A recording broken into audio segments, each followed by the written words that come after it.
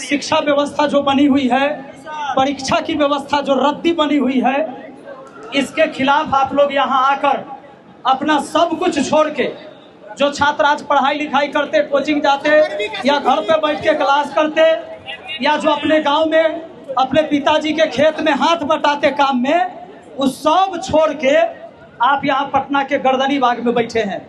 न खाने का ठिकाना है, न यहाँ कोई शौचालय की वैसी व्यवस्था है कहीं, न पानी पीने की व्यवस्था है। यहाँ पर आप उन तमाम चीज़ों को झेलते हुए यहाँ खड़े हैं और लड़ाई लड़ रहे हैं। एक ऐसी व्यवस्था लाना चाहते हैं जहाँ पर सबको बराबर मौका मिले। आप एक एग्ज़ाम 7-7 साल नहीं करवा पाते हैं। 5 साल में नेताजी अपना भविष्य दोबारा बना लेते हैं। 5 साल में अपना भविष्य दोबारा बना लेते हैं। लेकिन 2014 का बिहार एसएससी का एग्ज़ाम 2021 में कंप्लीट होता है। 2023 वाला अभी तक नहीं हुआ है, लेकिन इन बेशर्मों को कोई शर्म नहीं आ रहा है। ये दुर्भाग्य की बात है कि पढ़ा लिखा युवा नौजवान जो है रोड पर खड़ा होके उसके सामने भीख मांग रहा है, और यहाँ का शिक्षा मंत्री कहते हैं कि छात्र जो बोलेगा से हम मान ले। ना मानो, तुम मानो चोर, गुंडा, उचक्का, क्रिमिनल, उसकी बात मानो। तुम पढ़ा लिखा एक विद्यार्थी का बात काहे मानोगे? इसके लिए तुम शिक्षा मंत्री थोड़े बने हो, इसके लिए थोड़े बने हो शिक्षा मंत्री की शिक्षा पर बात की जाए। कहे कि बीपीएससी टीआरई 4 में हम मेंस लेंगे।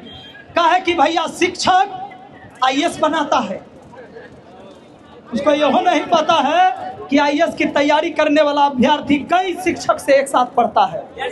सभी विषय के पढ़ाने वाले अलग अलग शिक्षक होते हैं। इस शिक्षा मंत्री को नहीं पता है, तब नहीं बयान दे दिया।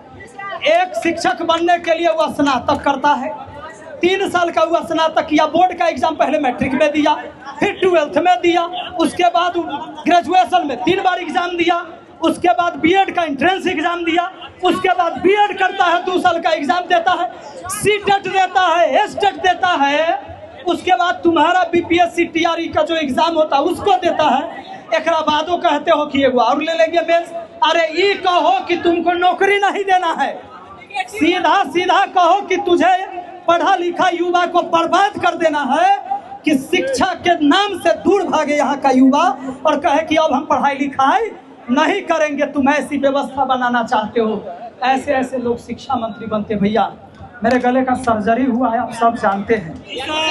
मुझे बोलने में बहुत तकलीफ होती है, मुझे बोलना नहीं है, लेकिन मैं चाहता हूं कि इतनी बातें तो हम जरूर कह सकते हैं कि इसके कान तक कहीं से पहुंचे, कोनो वीडियो वायरल होते ओकरा कान तक पहुंचे, तो तनको शर्म आना चाहिए शिक्षा मंत्री को। ये बात बोलते हुए कि टीआरई 1, टीआरई 2, टीआरई 3 तू लिया, टीआरई 4 में नया नौटंकी काहे चालू हो गया। और आज कहते हैं, आज का वीडियो आता है कि अब तो विभाग जानेगा, उस पर हमारा अरे भाई शिक्षा मंत्री हो, विभाग तोरा से बाहर चल रहा है क्या? तो तू कहला शिक्षा मंत्री है, तू वार्ड के चुनाव लड़वाओ, तू कहला शिक्षा मंत्री है, तो तुरा यह बात पता नहीं कि विभाग तोरा अंडर है कि नहीं है। ये दुर्भाग्य की बात है भाई। और एगो ना है, 15 सूत्रीय मांग है जिन युवाओं का। अच्छा देख लीजिए, रेलवे का एग्जाम देते आप लोग, एसएससी का एग्जाम देते हैं, आंसर की आता है, आप पता करते हैं कि कौन सवाल गलत बनाए थे, कौन सही बनाए थे, हमारा कितना नंबर सही कितना गलत हुआ। ये बिहार पुलिस दरोगा के एग्जाम में नहीं देता है। काहे नहीं देते हो? कौन खेला होता है अंदर जो तुम ही देते नहीं हो, कि वो जान जाएगा कि हम क्या बनाए थे, कितना बनाए थे, कितना नंबर आया, हमारा कितना आया, बगल वाला के कितना आया। इसलिए ये सब जारी करो। देखिए, ये 15 सूत्री रहे चाहे 50 सूत्री रहे, सारा व्यवस्था खराब है, सारा विभाग खराब है। और यहाँ तक की स्थिति तो यह है, जितने युवा यहाँ पर खड़े हैं, ईमानदारी कहिएगा, सरकारी कोनो दफ्तर में जाइए, आपको डर लगता होगा एक को वो काम करवाने जाइए, जोन काम करवाने जाते होंगे ना, आपको लगता होगा बिना रिश्वत के को काम नहीं होगा। पता नहीं हमारा सुनेगा कि नहीं सुनेगा। ये स्थिति पूरे विभाग का बनाया इन्होंने। 70वीं बीपीएससी वाला परीक्षा रद्द करने की मांग, बच्चों याद है बापू सभागार में क्या किया था इन लोगों ने?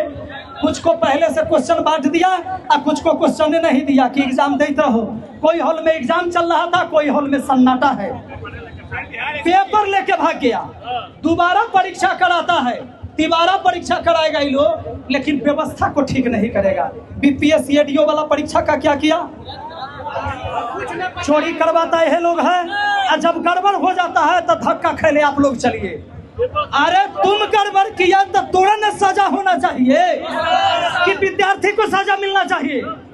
गलती तू किया, तुम्हारा अधिकारी करता है, तुम्हारे दफ्तर से होता है, तुम क्वेश्चन कहाँ छपवाता है वहां से होता है, सजा तुमको मिलना चाहिए। सजा ये लोग भुगत रहा है, ये कैसी व्यवस्था है? साथियों याद रखिएगा, सरकार आते रहेगी, सरकार जाते रहेगी, इससे कोई फर्क नहीं पड़ता। अगर व्यवस्था खराब रही तो सरकारें कोई भी आएगी यही व्यवस्था चलाएगी। और आप इसी तरह से रोड पर, सड़कों पर पढ़ा लिखा व्यक्ति लाठी खाते रहिएगा और ये लगातार आपको मिलेगा। भैया सारा एग्जाम में कितना पढ़े तो हम पढ़ नहीं पाएंगे, इतनी व्यवस्था खराब हो गई। पूरे देश के लोग अगर आज यहाँ से देख रहे होंगे तो इतना है, सब आदमी के हाथ में अलग अलग व्यवस्था है जो खराब हो चुका है। अरे इससे ज्यादा सबूत क्या चाहिए सम्राट चौधरी जी? इससे ज्यादा सबूत क्या चाहिए? कुछ लोग कहते हैं क्या कि कुछ नेता उधर है, छात्र नेता कुछ इधर है, तो किसका मांग सुना जाए? अरे सब तो खराबे व्यवस्था के खिलाफ न मांग कर रहा है, तो तू दोनों के सुन लो। इतना छुट्टी ना है, 1 घंटा ना है तोरा टाइम, 1 घंटा के टाइम ना है तोरा सबके पास।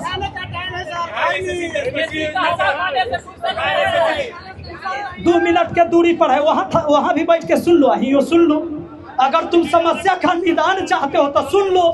छात्र की समस्या छात्र बता देगा, इनको समस्या नहीं सुनना है, इनको बहाना है कि लोग देखते हैं कब तक डटे रहेंगे। अरे डटे रहेंगे जब तक तुम व्यवस्था न सही करोगे, तब तक डटे रहेंगे। वैसे भी घर पे बैठ के क्या करना है बेरोजगार आदमी को? घरों पर तो कोनो काम नहीं है, माँ बाप से गाली सुने से अच्छा है कि तोहर लाठी खाए यहाँ।